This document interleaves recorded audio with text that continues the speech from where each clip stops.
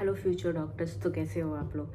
आज की जो मेरी टॉपिक है वो ये है कि क्वेश्चंस कितने अटेम्प्ट्स करना है, और मीन्स कि कितने क्वेश्चन अटेम्प्ट करोगे। आपको बायोलॉजी के कितने अटेम्प्ट करना है, आपको फिजिक्स के कितने अटेम्प्ट्स करने हैं, आपको केमिस्ट्री के कितने अटेम्प्ट्स करने हैं, और किस तरह से क्वेश्चन सेट करना है। जैसे कि ऐसा हर इंसान सुनते हो, जब आप तैयारी कर रहे होते आपके टीचर्स ऐसा बोल रहे होंगे या सीनियर्स ऐसा बोल रहे होंगे कि जो हम पढ़ते हैं उससे ज़्यादा इम्पोर्टेंट ये होता है कि क्या हमको पढ़ना है, उससे ज़्यादा ये इम्पोर्टेंट होता है कि क्या नहीं पढ़ना है।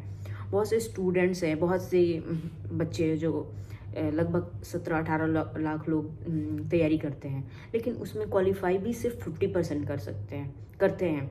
ये मतलब हर साल का ये डेटा है, एकदम क्लियर कट। तो इससे आप देख सकते हो कि जो क्वालिफाई का भी रेट है वो 50% है नीट का। तो आपको किस तरह से पढ़ना है, क्या पढ़ना है, क्या नहीं पढ़ना है, इसका आइडिया होना एकदम बिल्कुल ज़रूरी है, बहुत ही ज़्यादा ज़रूरी है।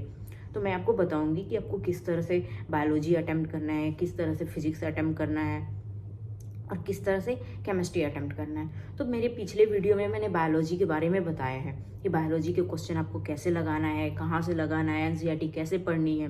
तो आप मेरे चैनल पे जाके देख सकते हो। इसमें मैं आपको फिजिक्स के बारे में बताऊंगी और केमिस्ट्री के बारे में बताऊंगी कि आपको कैसे याद करनी है, चीज़ों को कैसे मेमोराइज करनी है, और किस तरह से आप अच्छे मार्क्स जो है स्कोर कर सकते हो। तो फिजिक्स के बारे में सबसे पहले बात करते हैं। फिज़िक्स जो है उसको सब लोग बहुत ही ज़्यादा टफ मानते हैं, और होता भी है। उसके जो एनालिटिक फिज़िक्स का है, उसके बाद मैथमेटिक्स भी है, तो और कॉन्सेप्ट भी है। मतलब फिज़िक्स में हर चीज़ है, आपको याद भी करना है, आपको क्वेश्चंस भी लगाने हैं, और आपको कॉन्सेप्ट भी जानने हैं। तो फिज़िक्स जो होता है वो ओवरऑल सब चीज़ मतलब इसमें है, और ये बहुत ज़्यादा टफ भी है नीट के स्टूडेंट के लिए, बायोलॉजी के स्टूडेंट के लिए।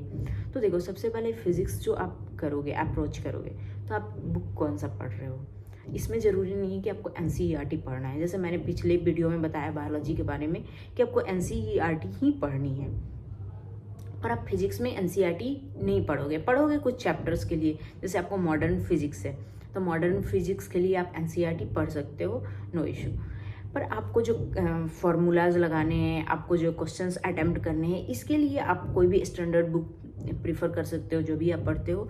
और उससे भी बेटर है अगर आप मॉड्यूल से पढ़ते हो। आकाश का भी मॉड्यूल है, एलन का भी मॉड्यूल है, जो कि काफ़ी अच्छे है, काफ़ी अच्छी तरह से उन लोगों ने उस चीज़ को, सारे कॉन्सेप्ट को और फार्मूला को और सब चीज़ को बहुत अच्छे से डिस्क्राइब किया हुआ है। तो आप वहाँ से पढ़ सकते हो। उसके बाद क्वेश्चन आपको कैसे प्रैक्टिस करना है, तो आप जो है प्रीवियस ईयर का क्वेश्चन लगाओ। कम से कम रोज़ आप 90 क्वेश्चन लगाते हो, 50 भी लगाते हो तो चलेगा। अभी तो कम टाइम है, तो कोशिश करो कि कम से कम 90 लगाओ, 2 सेट लगाओ आप रोज़ फिजिक्स के। उसके साथ साथ अगर आप जेई मेंस के भी क्वेश्चन लगाते हो तो ये बहुत ही ज़्यादा बेनिफिशियल रहेगा आपके लिए, क्योंकि जो जेई मेंस होते हैं वो नीट से थोड़ा सा टफ क्वेश्चन पूछता है। तो अगर आप टफ क्वेश्चन को अटेम्प्ट करते हो तो ईजी क्वेश्चन आपको खुद ब खुद हो जाएंगे। तो आप जेई मेंस के भी अगर क्वेश्चन लगाते हो तो ये बहुत ही आपके लिए बेनिफिशियल रहेगा और बहुत ही आपको बेनिफिट देगा।